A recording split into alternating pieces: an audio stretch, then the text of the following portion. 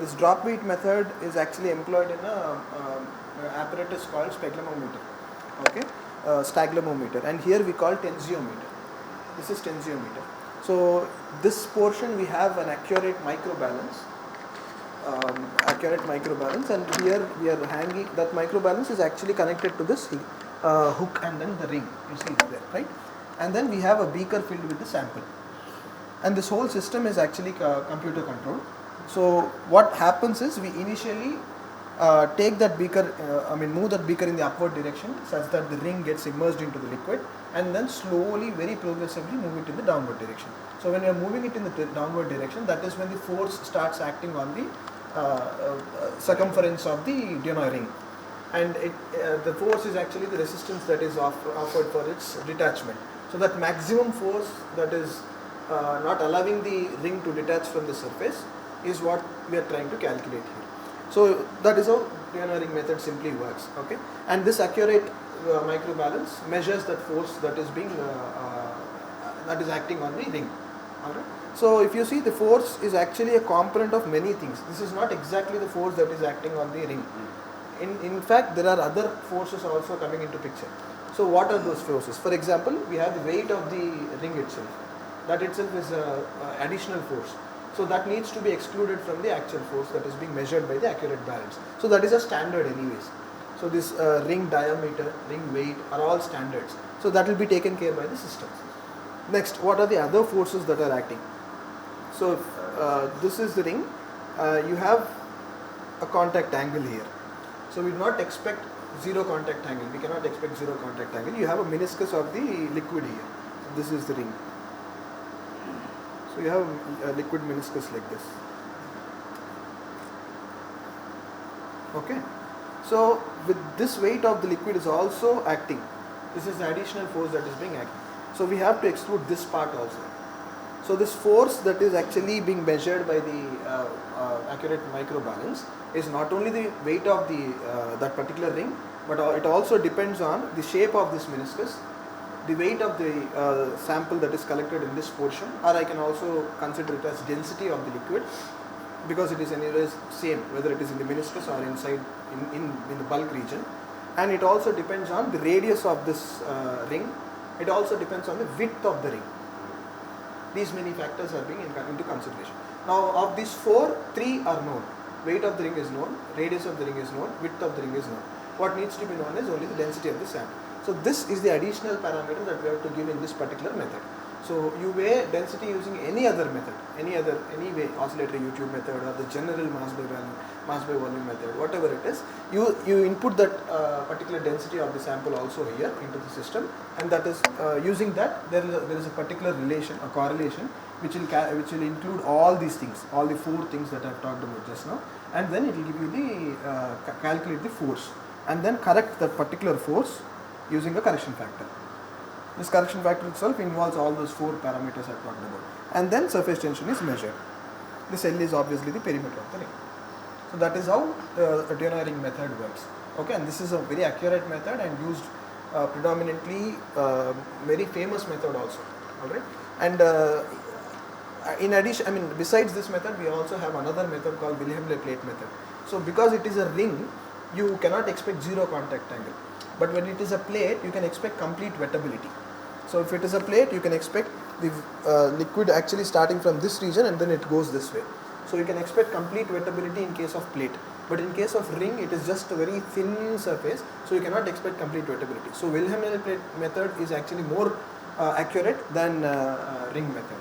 Alright. So, but we will be demonstrating the ring method here. Alright.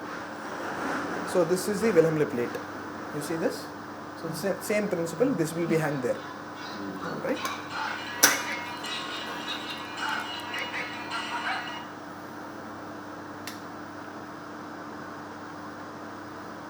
Just a second. I'm sorry. Yeah. So this is the associated theory. Now let's look at the experiment. So you see, this is the one attention software. The make is actually attention make. You also see it here. Okay.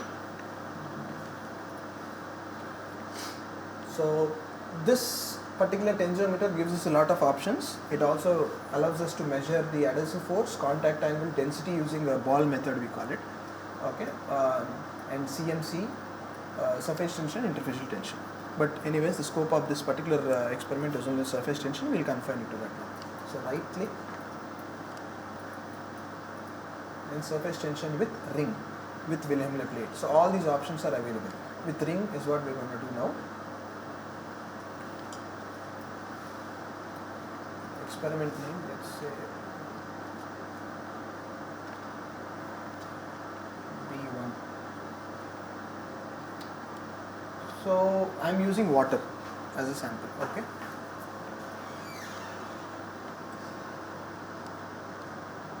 Now here I need to show you some control parameters.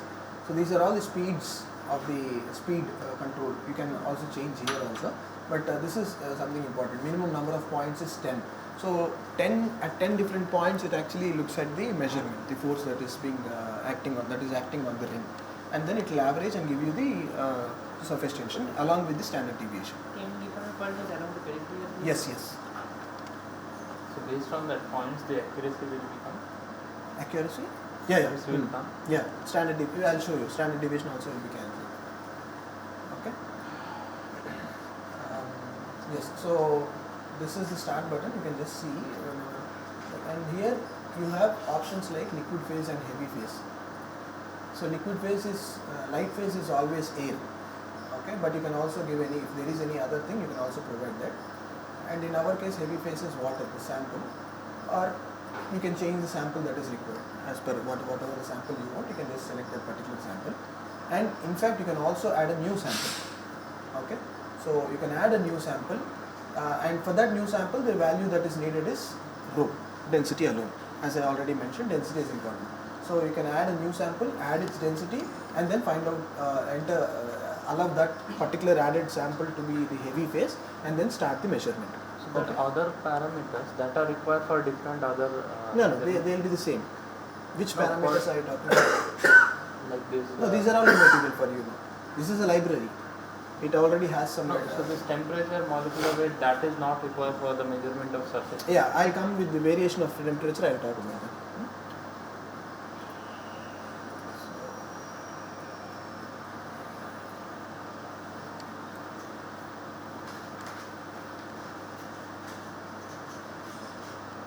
You can actually see upward motion of the beaker. Okay.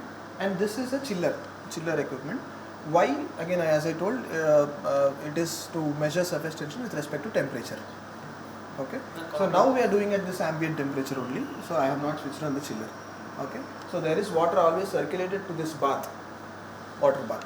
So if you want the surface tension of the sample to be measured at say 40 degrees Celsius, set it somewhere close to 50 degrees Celsius, roughly. But if you want accurate measurement, you have a probe also. You have a temperature probe. So it will be inserted from this portion into the liquid. Okay, and the temperature of the sample also will be known. If it is higher or lower, adjust the chiller temperature accordingly. In such a way that this sample is coming up? Yeah, it will slowly go up until the ring gets inserted, and then it will go down. It's not inserted. Yeah. We will not insert it. I'll tell you, because it's very delicate and highly susceptible to distortion. Okay, that platinum iridium ring itself is 80,000. Okay. A small ring is, so it's highly susceptible to distortion. So this is one of the disadvantages of this method. Very careful. We have to be very careful when we are cleaning it also. Even a small amount of distortion, there will be imbalance in the force that is being measured. The whole measurement is gone. What raw data is recorded? So it is measuring the force. It will calculate everything directly and then give you the results. You will also see the 10 points. Force per unit length is that? Yes, millimeter per meter.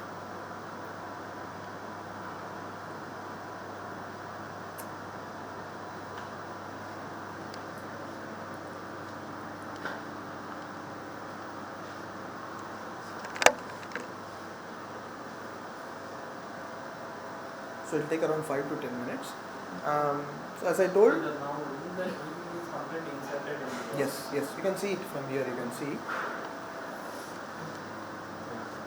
Okay, it's almost hanging, almost on in the surface. maximum force. Yeah. On the surface of what? Little bit above the surface, Yeah. such that meniscus forms. Meniscus will be different for different fluids also. So that's why you are saying. Yes, correct. That's why we have density correction.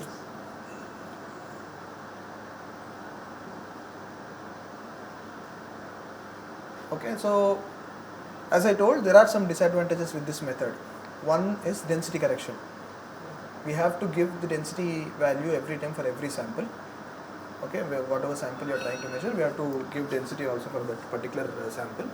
Using the density, it will calculate the correction factor and then correct the force. Accordingly, it will give you the surface tension of the sample.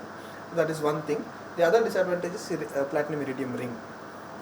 As I told, you are now, this is water, that is fine. But when you are using some little bit higher viscosity samples or different kind of samples, you will have to clean it. Every time, every now and then you will have to clean it.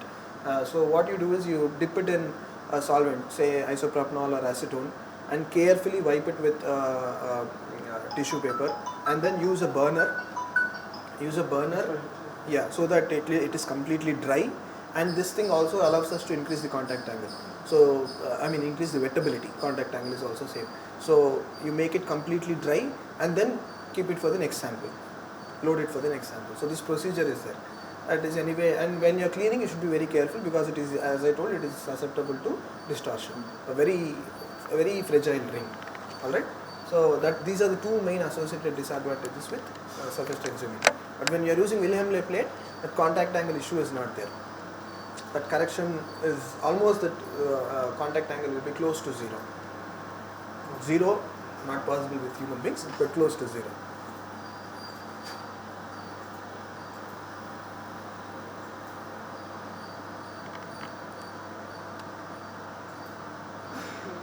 This is what you're telling me, it will be 10 points. Like Yes. 10 So times it will be there. yes. So here you need not worry about the uncertainty because it's already taking care for 10 measurements. So here the force is fluctuating for certain times. No. If you count, it will be 10 numbers. Actually 10 times it is taking reading. Yes. Every time Yes. So the ring is lifted again. Yeah, but you can't see it actually. Very minute movement. From this we can understand this. Yes. So yeah, exactly. If you look at the peak also, reduction in the force. Again, when it is coming up, the force increases, and when it is dipping, the force falls down. Simple. Suppose it got distorted, will you replace it or there is Yeah, a replacement is the only option. We've already had that issue once when others were handling it. So.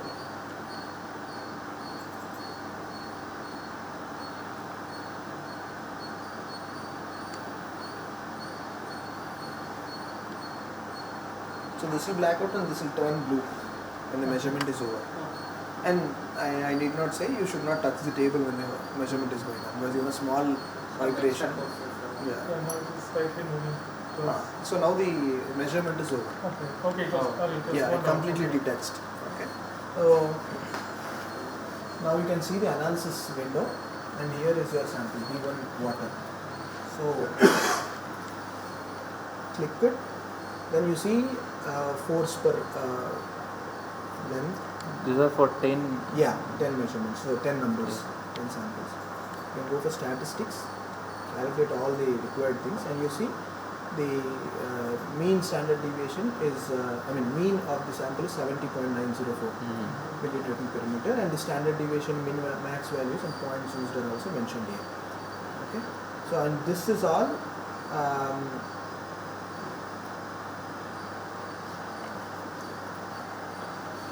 This is all about the experiment. Very simple. Alright, as I told you, if you want to measure the temperature, surface tension at a different temperature, you have to play with the chiller. And there we have to put the temperature or it is automatically taken? We have to mention the temperature in the properties of the equipment. No, you give the density at a particular temperature. It will correct accordingly. Random sample temperature we can give. That density which we are going to enter is for that particular, that we have to enter. Yeah, of course. It will not automatically take the temperature. No. That needs to be done. Yes. In the first according to According to? this instrument can adjust the No, we have to give the value and change the temperature there, whatever temperature you want the surface tension to be measured at. Is everything clear? This is only for internal purpose, or there are other companies also come here for this test here? There is some laid out procedure already. Okay. We have done it for other companies also, but there is some procedure. In case of our students, yeah, again there is another procedure. Okay. But it's relatively easier for us. So why that platinum? Platinum iridium. Platinum has this zero wettability, complete wettability or zero contact angle. So to almost most of the liquids, it will give you zero contact angle, near zero contact angle. But still it's not that accurate Of actually. course. But when compared to yeah, that is because of the structure. That is plate and this is ring. So metal I'm talking about. Why platinum iridium alloy? That is because of that wettability part. The plate is of same material? Yeah, it is also same. But the geometry is different. Okay. Thank you. Thank you. Sample I'll use it for years. That's it. Yeah. Interfacial means with the fuel mechanism and with air or the water. Basically, surface tension in general we say that it is surface tension of a liquid or something. Yeah. That is always with respect to air. Air. So that Or is you why can I fill this chamber with some other gas and measure that that. cannot be. So if you put this with something. So that is the reason I cannot. I mean, I'm sorry. Yeah. To answer your question, we cannot measure surface tension for multi-phase liquids. For example, we have a surfactant plus something that's else. what I We cannot measure with this method because the There are equilibrium. other methods. Yeah, surfactant will disturb the equilibrium of the layer surface area. So we cannot actually measure. And see, divided 20 minutes into two slots. First I will demonstrate the wet chemical etching process in the first 10 minutes. Then in the next 10 minutes, my senior Tibin will demonstrate the laser cutting process, laser etching process. Okay, then this is a super hydrophilic surface. This is a hydrophilic surface. I am using aluminium substrate. So you can see it.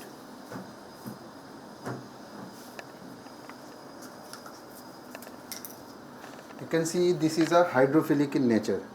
Okay, the contact angle is in between less than 90 degrees, 70, 80, 90 degree. Okay, so this is a hydrophilic surface.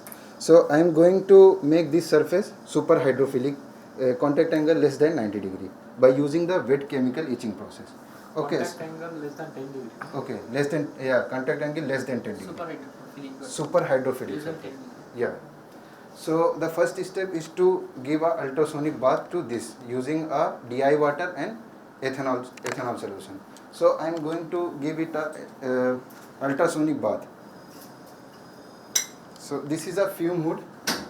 So one exhaust fan is attached to this fume hood so that the fume come from acid, it will go outside of this environment. Okay. So this is a So distilled. first we are cleaning it. First we are cleaning it. Yeah, first I am cleaning with it with the ultrasonic bath. So this is a distilled water and this is a ethanol.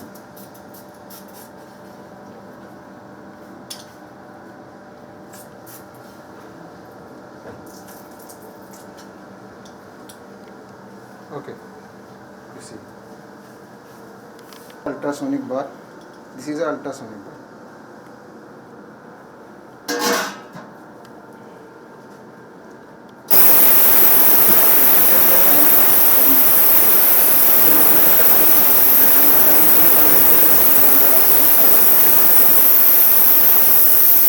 And in the meantime, the next process is to etch with the wet chemical. So I am etching with using a hydrochloric acid. Using I am making a 40 ml solution, 3 molar HCl solution. Using 10.5 ml of HCl and 30 ml of water, I am making a 3 molar HCl solution. And for making the test, we are using this block.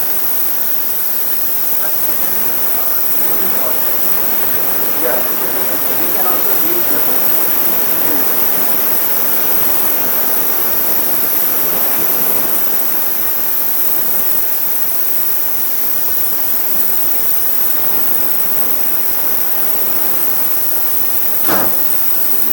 hydrochloric acid.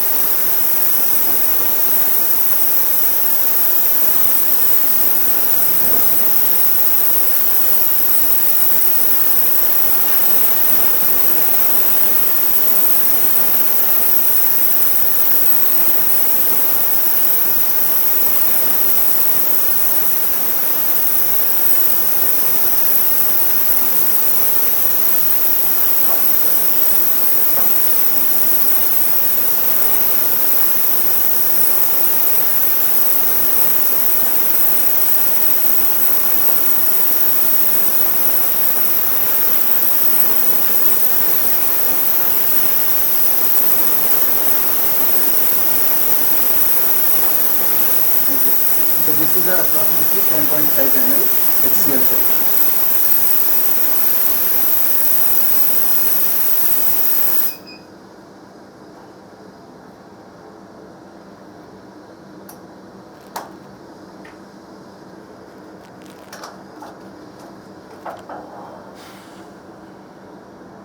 Now I will put a 30 ml distilled water.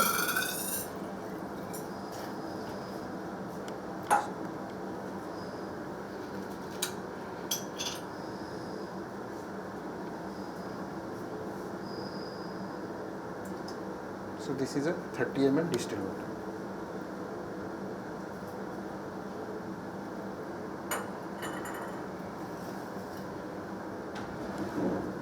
So this is an exothermic reaction. So I am putting the acid drop by drop in the water.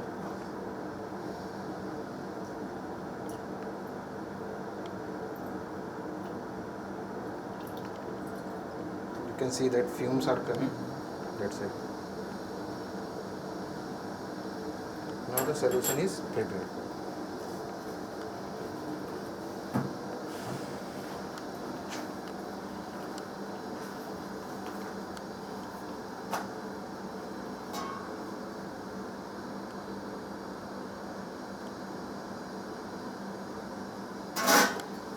This top surface is now cleaned. Okay. Now I will put this solution into this substrate into this solution for 4-5 minutes to do the etching process.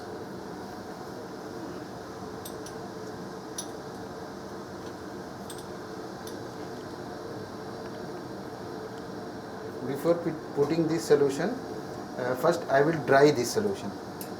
Okay, using the dry air. So we have a compressor outside of this lab, and the compressor is attached to this nozzle. So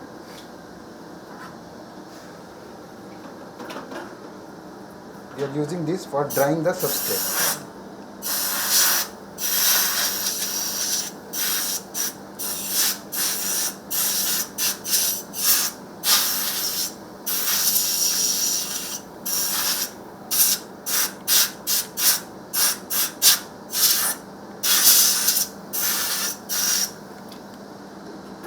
You can see this is now clean, dry. So before that, can we see that under microscope the surface?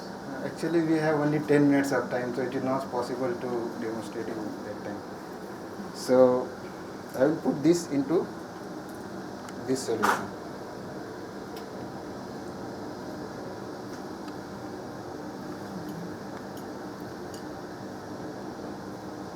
Can you remove this distilled water? That's it. No, this water. Yeah.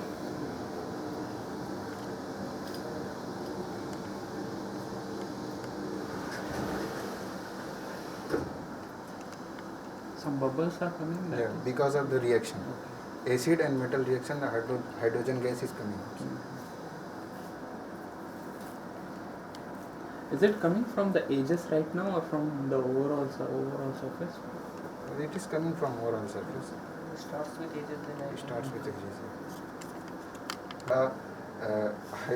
surface roughness on a hydrophobic surface, it will become hydrophilic surface, it will become super hydrophilic. So we are using that.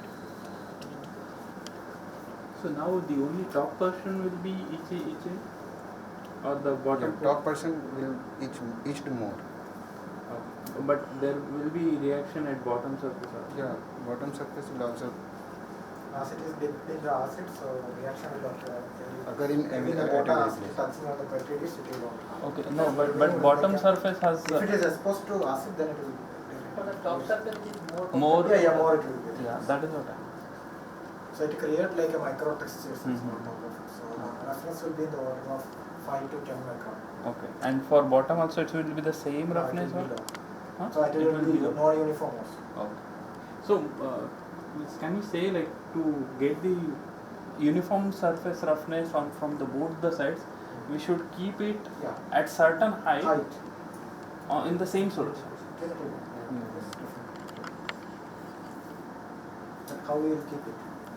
No, It means, is a holding no, we mechanism. can keep 4 supports. Yeah. We can just Then put the it supporting. slightly. Yeah. Yeah, Then we get it. it's Yes. better to don't have that much surface of whole surface, whole bottom surface. It's better to have that 4 supports. How much time it will take? 4-5 minutes. More to time? It will not affect. Right? No, I It's think an acidic reaction only, so it will erode the surface. I think if we keep it for longer time, still it will be the same result, na? No, It will react. will. Okay. Complete aluminum will exist. Yeah, Oh, because it is a Keep it for concentrated however solution. it will be completely. okay. A bit later. No, I think sir has. So probably the more It's about the coating. Sir said if you put the coating on the rough surface, it will create one layer only. Although if you put more and No, more, no, coating, it is about that the- is there. It is a So that we are doing for like creating superhydrophobic surface. Yeah. So what we are doing it is like there is this microstructures, Uh-huh. hierarchical structures are there. Yeah. So we will put in a solution, then it will create a self-assembled monolith. So there is a oxides are there, some bonds are there. Then that other solution it will attach one covalent bond. Once the covalent bond is formed, then it won't Yes, it yes. won't coat again. That I remember. So it is just one layer only. So Yeah. a molecular layer. Mhm. Then it will be a stable state. Further years it will happen. Okay. So making superhydrophobic, what we are doing it like this surface, we put it in a solution that has a it's called silane. Generally, what silane? There are different methods. One method that we are following is like a silane solution. So it has like CF3 bonds are there. CF3, CF2. So those has like a hydrophobic properties. So it will create covalent bond on top of these structures. So it will repel water. Okay. So it will be superhydrophobic. You can see here. This is the substrate. Like that. After keeping that solution, we are keeping it for like a 24 hour or 12 hour. So it will form like a superhydrophobic surface. So it won't absorb Okay. water. So this is just because of the coating, right? Yeah, silent coating. silent water. So that is a CF3, CF2 covalent bond will form on top of it. So it is like a monolayer formation. So it will be in the order of 10 nanometer. Okay. So that thickness. So everywhere if you place a drop, say uniform coating will be. Uniform. So this structure will be random, but the coating is uniform. All over the place. Even there if we keep the surface horizontal, completely horizontal, we put the drop. So Yeah. what causes it to the water droplet to go? No, there is that because of roughness. So there is a roughness is there. Ah. So there will be some air gap is there. So there will be different pressure balance is there. Oh, okay. Or niche texture. Okay. So because of that one, it will try to move there. In this way, along this. And also, if I am keeping, there is a slightly vibrating. Ah. Okay, slightly vibrating. Even in place, it's very difficult also keeping a even on the flat surface also. If when slight inclination is sufficient, it will be there. Okay. Okay. Perfect state you cannot make. Already it's a rough surface. This create a Yeah. more. Even measuring contact angle for this kind of surface also very difficult. Okay. It's very difficult. So what? So there will be some kind of heterogeneity. So there it will block. Then we are measuring. Otherwise, perfect smooth. It will perfect superconductor. It will just. So Tropius sir was showing that when droplet is flowing, in flowing condition, when we have dynamic cone angle, so this is the case where we are getting dynamic cone angle, right? Dynamic contact angle also we can measure. Suppose we are keeping it in straight, okay, then we are just inclining. So we have that. Okay, other group they will show. We have Anyway, here we don't need to incline it. Yeah, here we don't need. For other surface, we will try to keep it like Anyway, inclined. here it slowly. is the dynamic contact angle. We can't find here. Yeah, it's very difficult. It can be found because some pinning location will be there. We will place We it. have to So, identify this one. yeah, we will keep slowly, then we till somewhere it will go. Yeah, it's 5 minutes is completed now.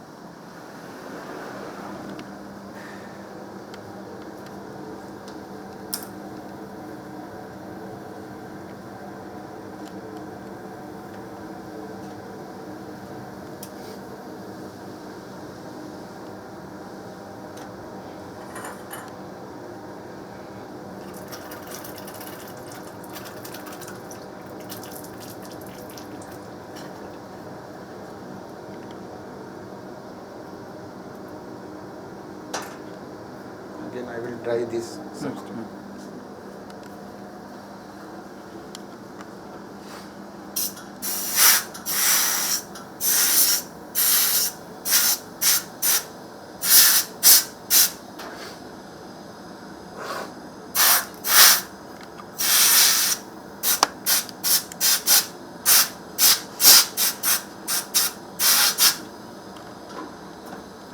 Now this surface becomes super hydrophilic.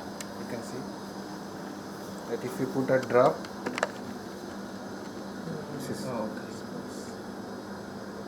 called super hydrophilic. So it's completely spreading. Yeah. The contact angle we cannot measure. So it will be below. so it is a super wetting. Now if you put this substrate into saline solution for 2-3 hours or overnight, then this surface will become super hydrophobic. Can you put the drop on the other side as Yeah. It will be super hydrophilic. It will be super hydrophobic. Some minimum difference between. just want to see like No, what. Oh, yeah. like that you cannot see. If you see, you cannot see. So anyway, it's not dried, so you Yeah. can't see. It will spread. It will spread. Yeah, it Then will yeah, spread. show me the solution, yeah. It will spread everywhere.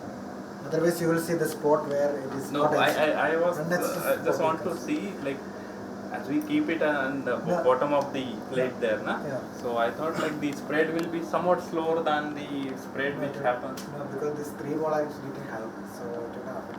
Maybe if there is a air gap or something like that, it is there. It is not exposed to Okay, solution, okay. then only it will. But the reference structures will be different. But it will form something. And for Now, yeah, for disposing this acidic solution, we are using sodium hydrogen carbonate for the neutralization reaction because we cannot put the solution directly. Yeah, it will become the soil acidic. So we are using sodium hydrogen carbonate for neutralizing this. Or otherwise, we have to store this chemical. Then we have to dump it to specified location. There is, we have to send that sample. Okay. But I think there also they will do the same reaction. Yeah, They are doing it for bulk also. Yeah. I don't know how they are. Oh.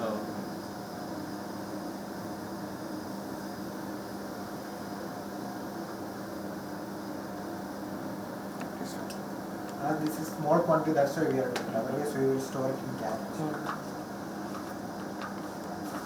So here we will do the aging process for small components or big components also we will do here. Big sample also we can do. So Miss, this is- miss you guys are process doing for that? Yeah, up to this size, I Okay.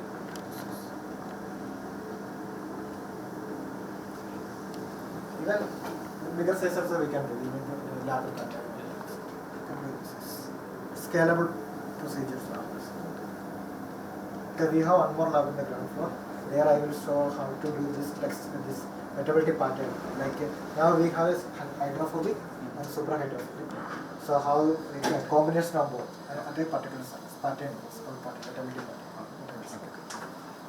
Thank you. Thank you. Sorry, but right? So now what I am going to show is like a metallurgy pattern. So earlier we have seen like super hydrophilic and super hydrophilic. How to create a combination of both in a same surface. Okay, that's what I am saying. This is a CO2 laser. So this is total power is 60 watt. 60 watt CO2 laser. So this has one head is there. So there is a laser is there. So laser is producing from there. So laser tube is there. Then so you can see here one more. So there are optics are there. So there is a mirror is there focusing the laser. Then it will go. Then here the laser is coming out from here. So there is also some optical systems are there. So then this is the head. You can move in 2 directions. This direction and this direction. So X and Y motion is possible. And this is laser bed for adjusting the height of the sample, for pointing the sample. And turning on the laser.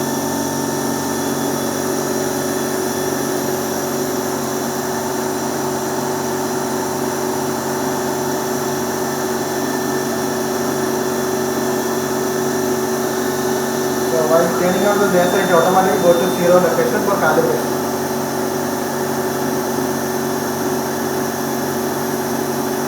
Doing the calibration. So this is for adjusting the bed height.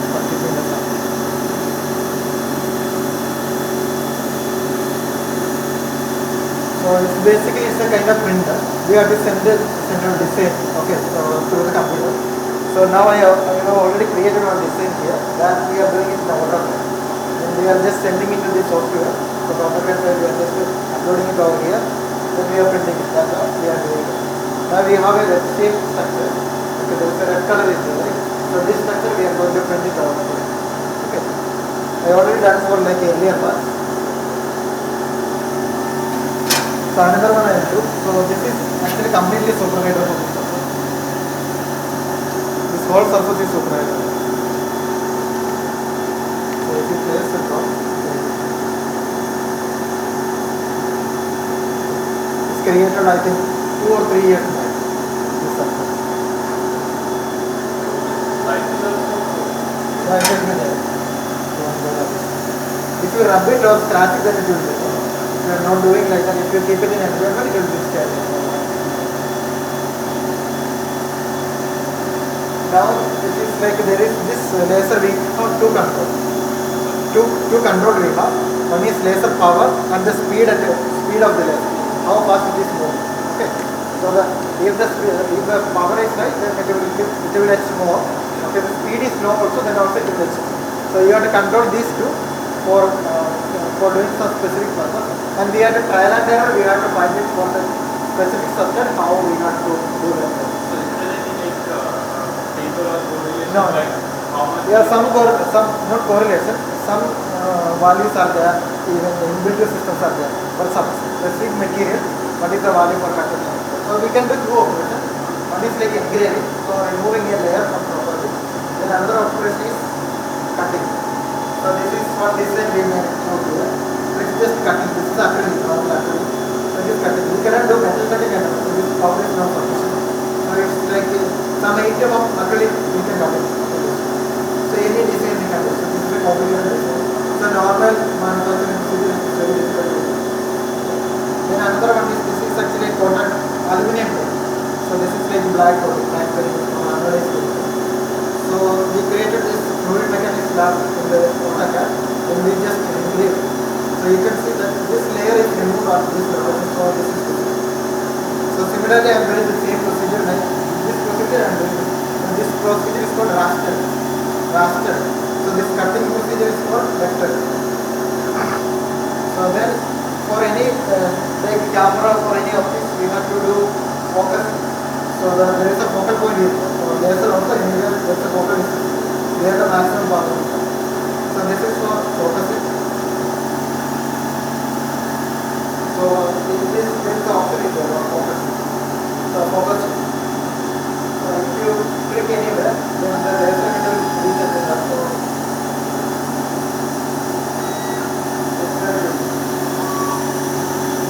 And we can enable this.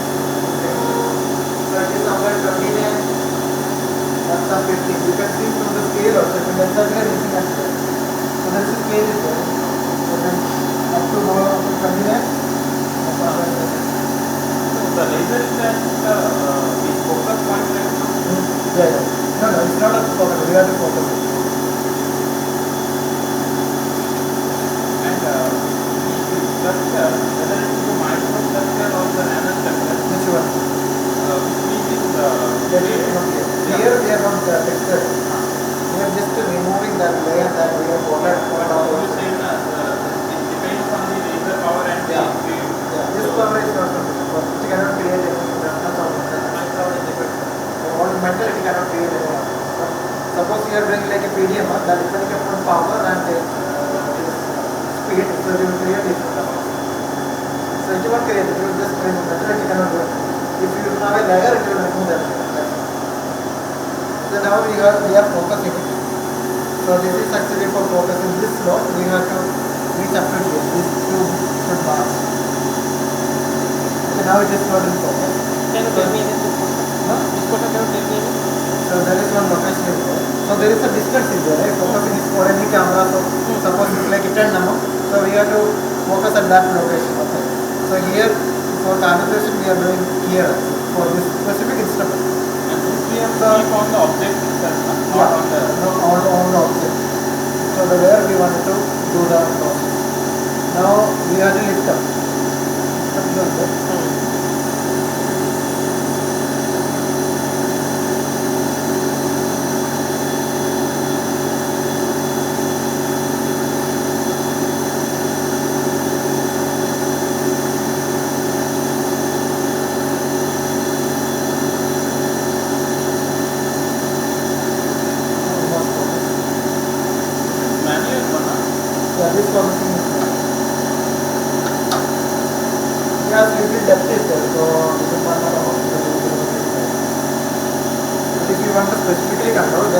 there are options for it. So there is a step for it here.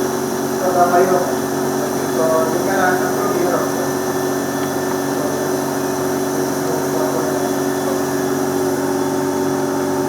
this is an example, if you fix it, then you can maintain the distance. So that you can use Even with the thickness of plate and the distance which we know from that device. So the advantage anywhere we we can can set there. now we have closing it. Then we have to adjust the power setting. Also different color we can provide on the AutoCAD system. We can create different color. Depending upon the color, we can provide the power setting. Okay. It's already set there. Yeah, it's already some values are there. So we can edit it. Now already I can. For this process, I get 25% power and 5%. We can do it like this. One of them. No, what is that means and color? That color is there. I can do the design different locations at a different color. That color. No, but that color doesn't have any impact on the No, that's for like in just giving the power details. So for red color, so it will give this power. If you have some green location also, the green color location, so it will be having different power we can provide. it changes the power. Yeah. Based on the design and color in the design. Yeah. So suppose we need somewhere less thickness or higher thickness. So you will do it with a different color and different power setting you will do. So some gradient if you want to do. Now I just do for only one power setting, one color. Okay. Just do it on this. Then it will go to the location. Then it will print the design.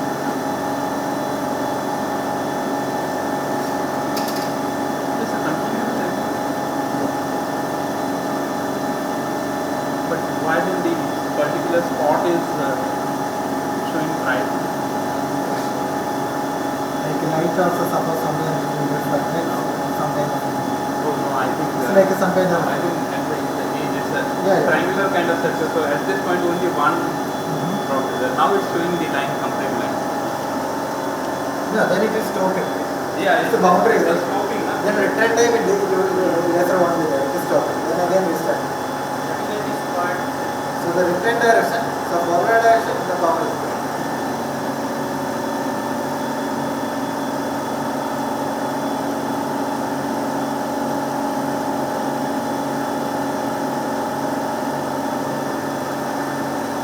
Now here we are doing the cooking what we have already given.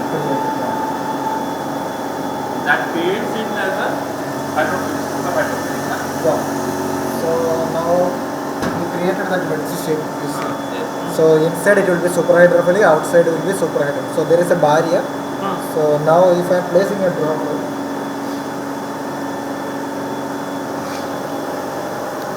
so this narrower and I just I am placing a drop.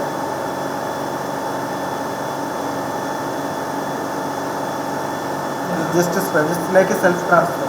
So how it is transferring is once you place a droplet, so there will be different curvature will be there. Droplet front position, so there will be radius will be larger, back position radius will be lower. So let's say yes, Laplace pressure is there, 2 sigma by r, it will be 2 sigma by r. So the once the radius curvature is larger, then pressure will be low. So the front side pressure will be low, back side pressure will be high. So because of this pressure difference, so it will fall. So there is a push is there because of pressure difference of it. Now I am pressing one more drop. Again it will come. No, you Now if you see the height, so this narrower and height will be low, then it will be like increasing. so then at this point you just put the drop on this side on the higher It side. will just spread. It is just how slow it is spreading. It's like a Wattman spreading, normal spreading. At first pressure gradient But is still Yeah, like without a pressure, it will spread because it's super hydrophilic there, right? So it will spread, no doubt about it. So other side it will be some 1.5 amount velocity it will go. It's like a natural spread.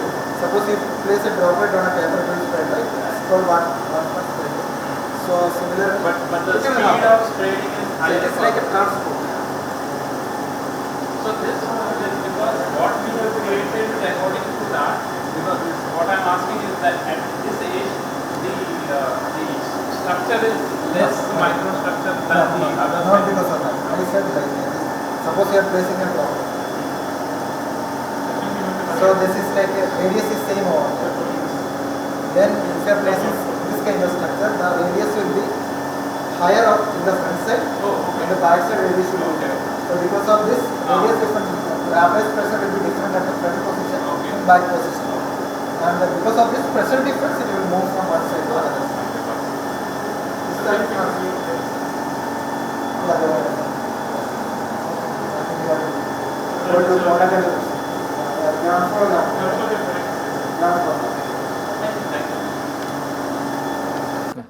Okay, so today we'll be seeing how to do this contact angle measurement, okay, using a simple goniometer.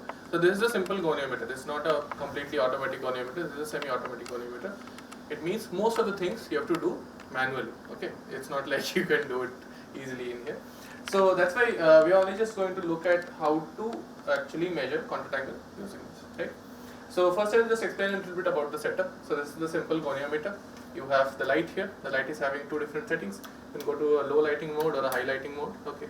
And there is the camera. The camera you can zoom in or zoom out using this roller here, and you can focus or defocus using this particular roller. And there are two different like syringe pumps basically. So they can really push the liquid very accurately for very low flow rates also. And you can only use the 1 ml syringe in this. You cannot really use 2 ml or 5 ml because it is made for a 1 ml slot.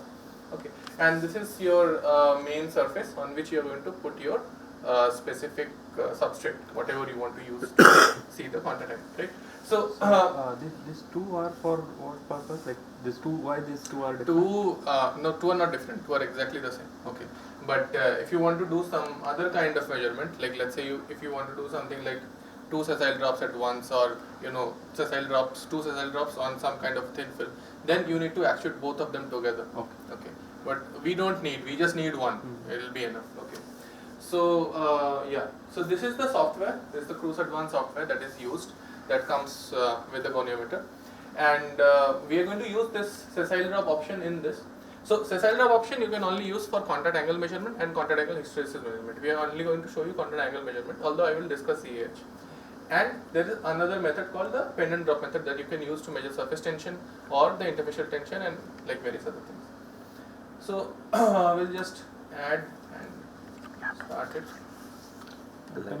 Can you show the laptop? I cannot move it because if I move it, it will lose the connection. You have to come this side. You can go that side. If you want, you can come this side. I have no problem. But if I move it, it will go completely. It's very loose. So this is the basic setup of the software. So here there are some basic details. Basically, you're using water, what is the temperature, and all that. This is the camera that you can see. You can also make it bigger if you want. Okay. For some different measurements, you actually have to calibrate it with respect to length, but for angles, it is not necessary as such. And this is where you control how much you are going to dispense and all that, right? So first, I'm going to put a simple glass substrate. So do you know what is going to be the contact angle in glass? Simple glass. Any idea? Something, whatever you know. It's like it's generally 27 to 35 degrees. Okay, but that is on a completely clean glass slide. Okay, this glass slide already used for showing a few of them. So I don't know. It could be slightly here and there, but let's see, right? So here, if you see, there is a setting that we are going to dispense. Yeah. What is this portion? Oh, that will come. That it is seeing the drop actually. The camera is seeing the drop, a little half of it. Okay. Once it falls, I will explain that part. So right now we are going to dispense 5 microliters. Not dispense. We are going to push 5 microliters, and it's going to push at a certain rate. That is 2.67 microliters per second. You can adjust the rate, and you can also adjust how much volume you want to push. The minimum you can push is probably 0.05 microliters. And you can push at a very lower, pushing rate, because this is a very fine lead screw that is used to do that. Now, if I, don't move a lot, otherwise it will go. Don't touch that also. Okay. Although it is vibration absorbent, but it doesn't really work properly. So if I push, make a drop, okay, the drop is going to fall, and another small drop at the top is forming, right? Now, first I'll show how to measure, then I'll show other things. So we can zoom in or zoom out using this. Let's say I zoom in a lot and I try to focus on this, right? This is defocusing completely and this is coming back to as much focus as possible, right? So sometimes this high light will work, sometimes the low light will work, it depends, what kind of experiment you are doing. So we can go with the highlight in this case. Now it is showing you a contact angle something like 35, 36 degrees. Okay. That is okay. That is the general contact angle on a glass slide. Now why, like how it is actually doing it? So it is doing it using the ellipse tangent method. These methods probably they will tell you in the short course. There are different methods. You can use a Young Laplace method or ellipse tangent method. You can use a circle method to actually determine what is the contact. What it is doing is it's going to make circles or make tangents in different mathematical ways. That's all it is doing. Another option that is selected right now is the automatic baseline method. What that does is it's going to determine where the baseline is by itself. Okay, you are not going to actually give it manually. So it's going to determine what are the two ends and what are the angles, everything automatically. But if you think that what you're looking at maybe this is not so accurate. Okay, so what you can do then is you can go here.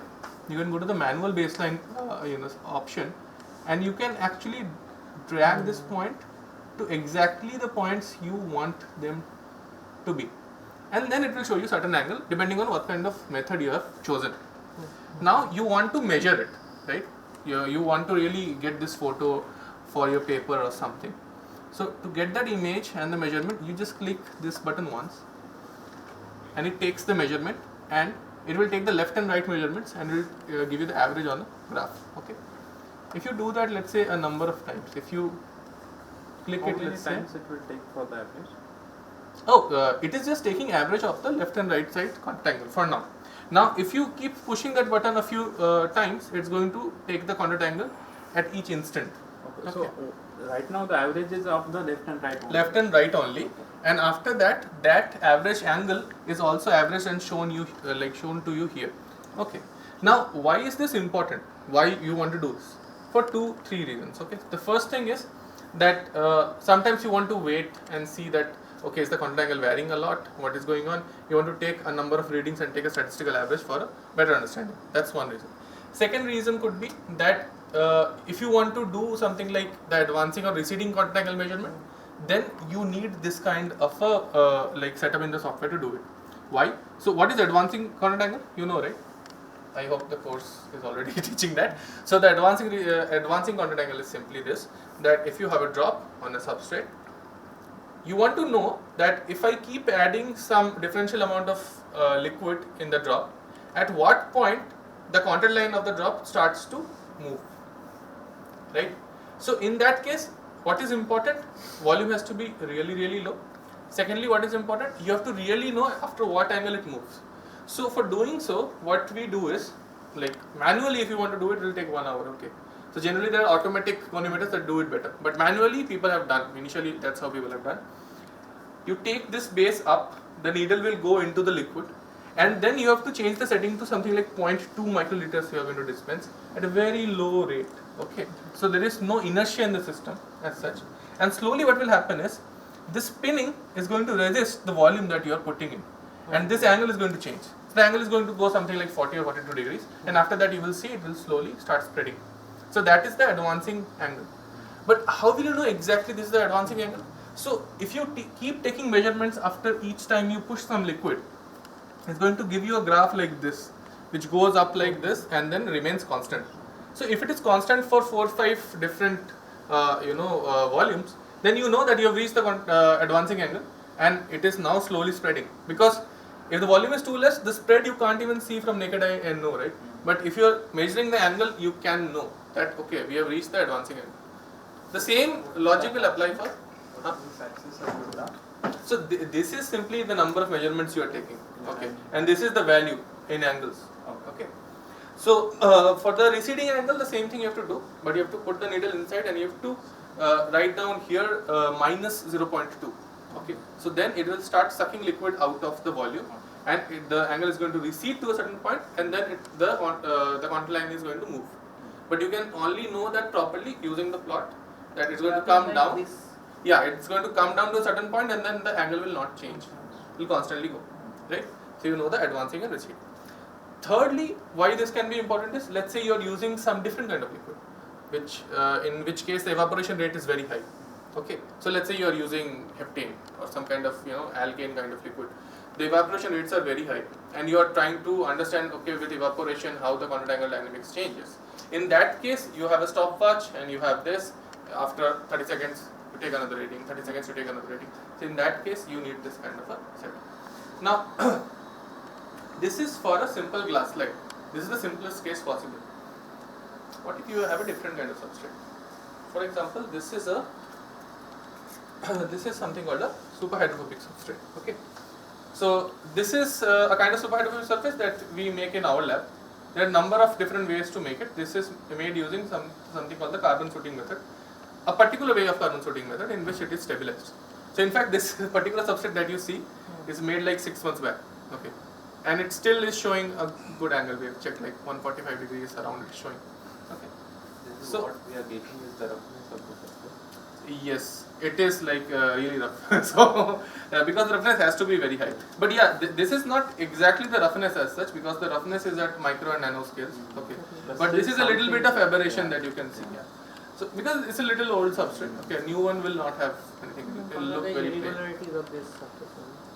Irregularities, you mean what is the scale of the surface roughness on it? Yeah.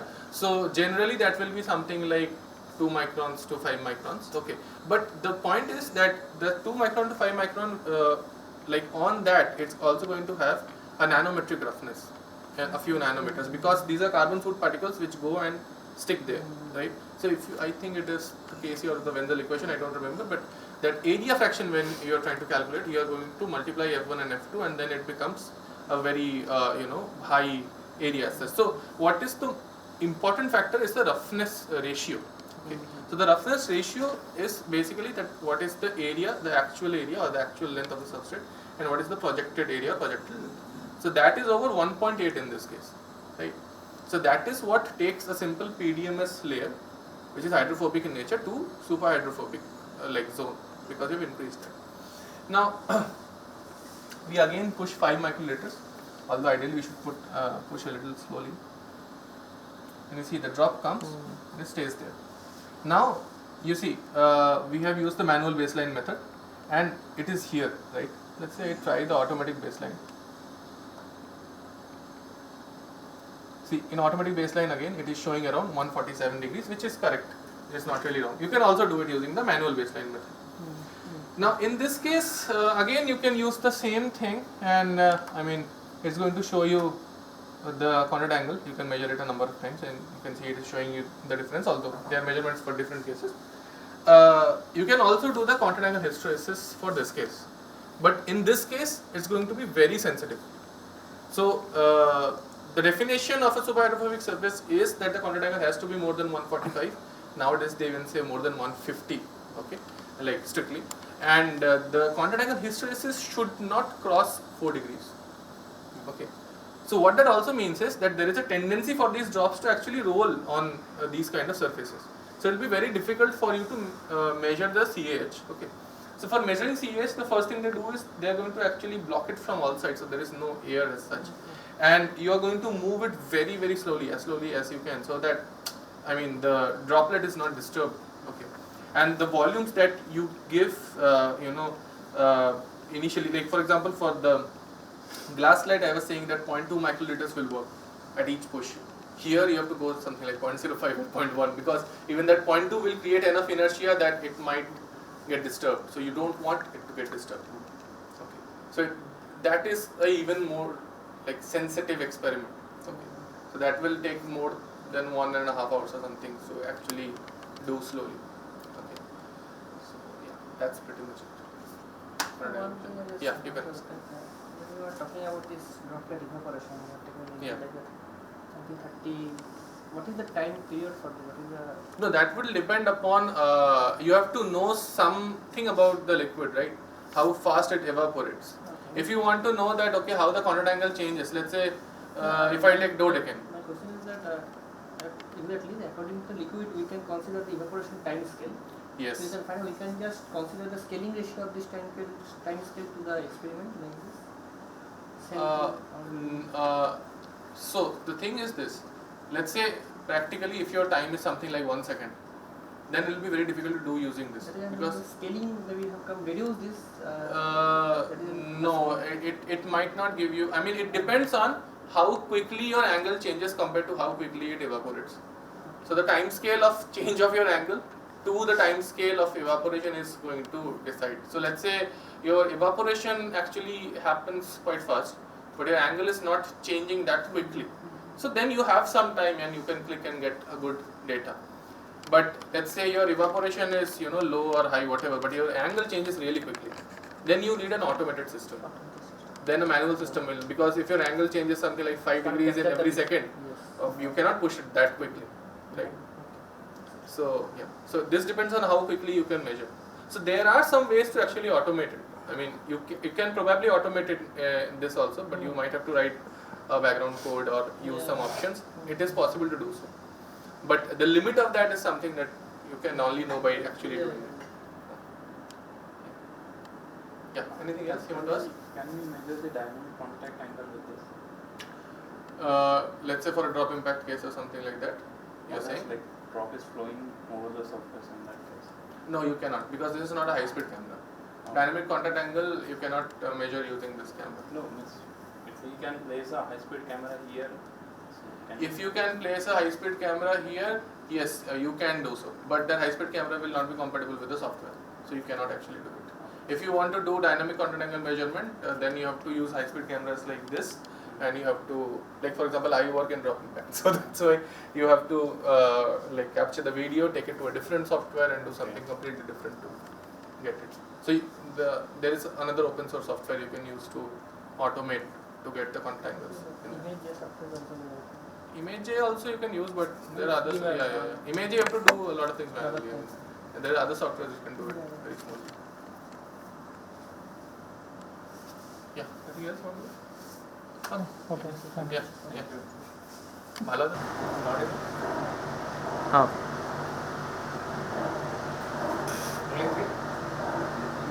You are part of this? Yeah. Okay. My name is Nikhil. I'm doing my postdoc here. So we will be discussing this film measurement technique, film thickness measurement technique. That's what we'll do. Before that, I'll just walk you through what all we do here at SRF. So we basically look at different aspects of sprays and droplets. We look at spray characterization. We look at spray in a close pass flow, and we also do evaporation studies for droplets, films, droplet impact studies, droplet pollution, secondary breakup of droplets. And we also look at molten metal atomization. So these are the main things we do here in this lab. And the techniques we use are mostly PIV, PTV, and we do some laser-induced fluorescence and PDIA, and then mostly shadow imaging, shadowgraphy, and we also have this confocal sensor, chromatic confocal sensor, which we use for thickness measurement. That's what we'll discuss in some more detail today. These are just some of the images which we have captured here. Different things, droplet impact, droplet breakup, evaporation, sprays. So these are the kind of studies we do in this lab. So this is what we'll talk about today, chromatic confocal measurements. I think Professor Tropia has done this yesterday. We have discussed this. So this is the setup for that. That's the sensor, that's the controller. I'll just quickly go through this principle as well. So we basically have a white light source and then some optics to focus it at a particular point. Okay, so as you know, white light consists of many focal lengths. It's not a single focal length. It's not monochromatic, right? So you have a lot of wavelengths inside white light. And the refractive index is a function of wavelength. So when this light, which has different wavelengths, passes through any optics, it doesn't focus at a single point. So the extent to which different wavelengths bend is dependent on the refractive index. So when you try to focus a white light at a particular point, it doesn't focus at a single point. It focuses at a range, some distance. Okay, and that is what we use to measure the thickness. So in this schematic, as you can see, different colors focus at different points and this is the range over which it focuses. So the smaller wavelength, the blue color is focusing here, the red color is focusing here. And this particular sensor, so this is a schematic for that. So the working distance is 10.8 mm, so that is how close you have to be to your specimen. And the measuring range is 0.4 mm or 400 microns. Now this measuring range is in air. Okay, so in air, all the colors or all the wavelengths focus in a range of 400 microns. But if you use something of a different refractive index, a different material, say glass, if it is glass which has refractive index of 1.5, this measuring range will be only 300 microns. So any other material which has a refractive index in between this, the measuring range will also be between this, say 300 microns to 400 microns. So how it measures is like, so okay, so now it has all these wavelengths will be reflected back. Once it is incident on any surface, it will all reflect back, and then it has a beam splitter and then a filtering hole. So what the filtering pinhole does is that it allows only the focused wavelength to pass through. Everything else it will block off.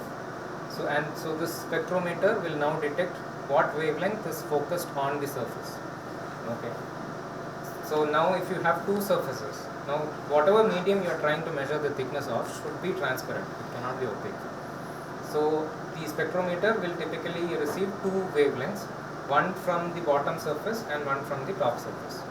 So it will detect two wavelengths, and now if you input the refractive index of the medium, the system will calculate the thickness. Now it knows, okay, it has received two wavelengths. These are the two wavelengths which were focused on the surfaces of the filament. So it knows the difference between the wavelengths, and if it knows the refractive index, it can calculate the thickness. So that is how the whole thing works. But in that case, the object should be within that gap. Yeah, it has to be. Yeah, it has to be less than this thickness. So the maximum it can reach. Even that object should be within that gap only. Gap in the sense that measuring range. No, actually here the object is, if you can see, the object is. No, this is just a surface. It's not an object. So it's like a flat surface. But object we have to keep so in the object, that measuring range. Yeah. So the object thickness should be less than 300, 400 microns in this case. But as I said, it depends on the refractive index. So both the surfaces should be within this range. Then only it will be able to detect both the surfaces. And the sensor has to be 10.8 mm away from the surface. Okay. So although the refractive index is different, still there should be less than 0.4 mm. Yeah. Just one reflection will be from top and another one will be down. Yeah. So two surfaces. Now, so this is the sensor. So this sensor only has all the optics that is required to condition the light before it comes out. And out of this, you will get a small, tiny beam of white light. And then this is an optical fiber. The light source is inside this. So the light comes through this optical fiber, gets focused. The reflected light goes back through the optical fiber back into the sensor. So everything else is inside the sensor, inside the controller. So the beam splitter, the filtering pinhole, and the spectrometer, everything is inside that. And then you get a corresponding signal which comes back into the controller. So the reflected light will again go through the same. Yeah. So the coming light and the reflecting light, they are not two different channels. Yeah, I don't know exactly how it happens, but it goes through the same. They won't interfere. Yeah, definitely you can't have interference. You should be able to identify what is coming. No, but anyway, if the reflected rays also going inside, but there will be only one hole at the bottom. Maybe bundle or something. No, but how you can say the reflected rays will go through the particular channel? No, see, okay, so I don't know how exactly that happens. They are calculating something like this. No, but there can be a lot of things like whatever is. only it will go, no? It is. No, yeah, but unless you are saying in the measuring range, it has all the values. No, see, yeah, so everything is going back, but it can also be, I don't know. See, what can happen is the intensities are definitely different. Okay, so what is coming in is much intense than what is going out. This There should be some way of differentiating between what is coming in and what is going out. This 10.8 is fixed or it has to be minimum voltage? No, this is fixed. So there could be a reflection of light at some point. Only that one touching there will be going to that point maybe. No, That one will not be- as you can see here, everything goes through. So the beam splitter is inside the controller. So Then everything whatever goes is through. reflected light actually. Yeah. So all the reflected things are It can be adjusted at the final stage like this. This keyhole can adjust and No, it's only optical fiber till the end. There is no any other way to do to this. No, everything goes through the optical goes fiber. to the optical. Then I say that here actually Yeah, this starts here, from like see, this. there would be a way of removing it inside this. So even if everything is going through it together, there should be a way of filtering. What I was thinking is, when the reflected rays goes to this direction, so anyway, that is going with the whatever light is coming. Like I said, I don't know how it happens. Yeah, that's it why happens. So that's my very Okay, yeah. Okay, fine. So that is how it happens. We'll just see the interface of the software. So this is basically the software. So this is the signal. This is a pre-processed signal which the sensor receives. Now you can see one single peak, which is from the solid surface. Now if I add anything in between the measuring range and the solid surface, you will start seeing a second peak. So this will only consider the solid surface. Yeah, so now, as of now, there is nothing else, right? It is receiving one reflection from the solid surface. So you see only one peak. Now, if there are two surfaces in that range, you will see another peak. Okay.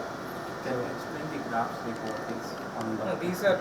This is just like these are just serial numbers. It's like a pixel identifier. There is no physical meaning to that. It just depends on which wavelength is it detecting. But these are not like wavelengths. Okay, so these are like different points on the spectrometer. Okay, so this is the spectrometer which is receiving a signal. But this is ordered in a wavelength. Like if I see a distance here, if I see a gap here, it means it is, and if I see it reduce, it's shortening, then it means the thickness is reducing. So it is ordered in a specific way, but it has no other physical meaning. This is intensity of the signal in grayscale. It's a single value. So yeah, now okay, so it needs two intensities to determine the thickness. Now it is in the thickness mode. A lot of this what you see is actually noise. It has no sense as of now. As you add a second surface there, you will start seeing a measurement read. Okay, so I'll add liquid film. This is isoprene so that it evaporates quickly. So just add it there and we start seeing the thickness. So now it's measuring the thickness, so it was starting somewhere around 180 microns and then it has quickly evaporated. So the minimum thickness it can measure is about 20 microns. So now it's evaporating as well as spreading. So whatever is happening, the thickness is reducing. And you are able to see the thickness variation. So if it is slowly, Still it's measuring the thickness. it's done. So it's done. Yeah, this is the only point. So it's only reflecting from the top surface. Right now it will detect only one signal. Suppose if you keep a film in between, subbubble, like a flat film, it will detect that thickness also. Like it is not on the surface, it is supported by some strand or something. Let's say a soap film is there. Okay. Will it detect the thickness of the film? Yeah. It should detect. If it is a liquid film and if it is a continuous film, then like it will be a continuous medium, right? So if it is a discontinuous medium or a discrete medium, like you have bubbles or anything like that or particles and all, then it won't work.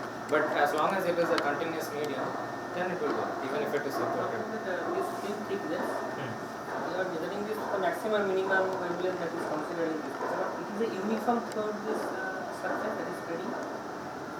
Uniform. That means this particular value is along the spatial direction is always. Yeah. So now it's like these are like really wetting liquids. So once I form a film, it will be of uniform thickness. It will be flat. So sometimes it is also not possible that there is a irregular behavior of the film. Some space it is high, some space is like a boundary layer. No, see, this is a point measurement. So whichever point you are measuring, you get the thickness from that point. So different the thickness varies, in that case, we get the thickness of that particular point. Yeah. So there are some line sensors also. So similar things where you can measure the thickness along a line.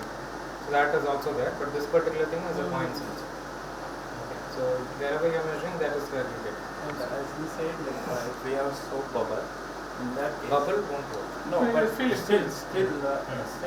have some thickness of the bubble. In that case, there will be a continuous medium from the top and to the lower part of the soap bubble. It could give the No, like what is the thickness of the? See, for example, you are keeping it like this only. Like bottom there is nothing, it's air. Top also air. You keep the distance 10.8 whatever. It will measure. If the thickness is larger than 20 microns or whatever is the measurement. it depends on the Yeah. So below that it cannot.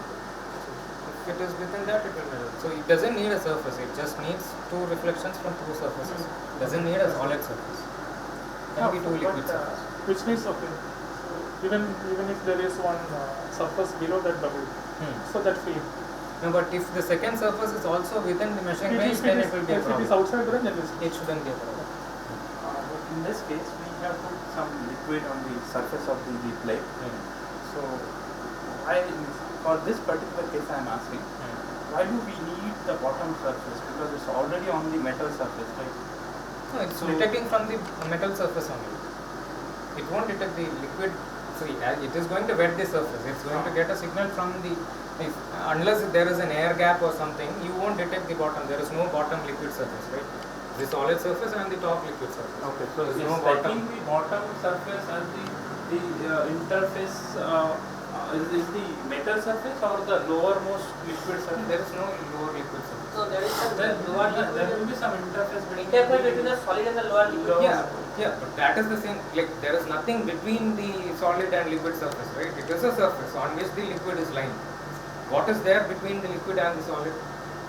There is nothing, right? No, so means it will take the bottommost liquid or the metal surface or both will if be you are the same? talking about molecular level surfaces, and it is not detecting any molecular level surface. The interface is same as the lower liquid or See, it's not like a sublayer or viscous layer or anything, so there is no molecular layers here. It gets the signal from the solid surface.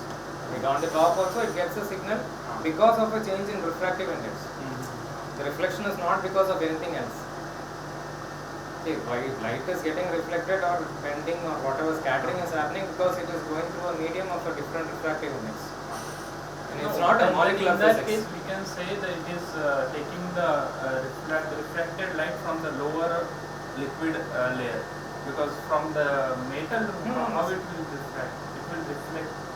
That also Scattering is a common term for reflection, refraction, everything is put together. Okay, light is scattered from the surface. Molecular physics is not that. So it can't reflect off a molecule. So there you are getting into Rayleigh scattering, Raman scattering, all that. Depending on the particle size, right? Molecular, there is no molecular interaction. Okay. Unless there is any molecular interaction, you won't get any reflection from the sublayers of the liquid. This is all macro level. So we have our problem. We have a water is there.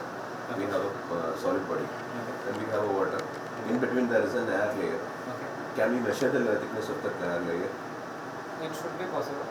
No, but see. It is a dynamically changes it when it is moves. Okay. No, the problem here is, see, this is calibrated for air and a medium. Okay, so now if you add something else in between, like water, now if it is passing through air, water, then your air film, and then whatever is between that, then it is a problem. It can measure air thickness. It doesn't matter. It can measure the thickness between two surfaces as long as the surfaces are in the measuring range. But you will have a problem with calibration because it is not calibrated for anything else in between. So that will depend if you can fit everything within this 10.8 mm, and then you can do a calibration. And it should not happen that while it passes through the water, if it passes through the water and focuses inside the water itself, then you don't get anything outside it, right? So the light beams should focus outside the other medium, and in the medium, or like both the minimum and maximum should be within your medium of interest, which is air film. Right? So if it is bending and if it is focusing inside the liquid medium itself, there is nothing for it to work with. So a lot of these things, if you consider and if you are able to fix everything within this 10.8 mm and do a calibration and all, then but it will be pretty challenging. As you can see, that's all the space you have between the sensor and the surface. So there are confocal sensors which can work with larger working distances now, but the thing is, then your minimum measuring thickness will be much higher. So the resolution will become much smaller, but you can work with much larger thicknesses. That also should not work in your cases. Air film will be very thick. I don't think you will be able to. Yeah, I'll just add one more film there and you can see the second peak here. So, and it will keep.